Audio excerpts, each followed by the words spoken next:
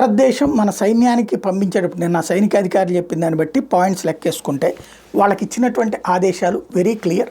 ప్రజల ప్రాణాలు పోకూడదు, పౌర ఆస్తులు ధ్వంసం కాకూడదు, నిర్దేశిత లక్ష్యమే ధ్వంసం కావాలి, అది ఉగ్రవాదులు అయి ఉండాలి, పాకిస్తాన్ సైనిక స్థావరాలు అయి ఉండాలా, పాకిస్తాన్కి సంబంధించినటువంటి ఎయిర్ బేస్లు అయి ఉండాలా, పాకిస్తాన్కి సంబంధించినటువంటి నేవీ బేస్లు అయి ఉండాలా, వాళ్ళ ఆయుధగారాలు అయి ఉండాలా, వాళ్ళకి సంబంధించినటువంటి కమ్యూనికేషన్ సిస్టమ్స్ అయి ఉండాలా, వాళ్ళకి సంబంధించిన డ్రోన్ సెంటర్స్ అయి ఉండాలా. ఇవే ధ్వంసం చేయండి, ఇన్ఫ్రాస్ట్రక్చర్ ధ్వంసం చేయండి. ప్రజల ప్రాణాలు పోకూడదు, ఎక్కువ నష్టం వాటిల్లకూడదు. అదే సందర్భంలో వాళ్ళ సైన్యపు జనాలందరూ ఉన్న చోట చంపద్దు.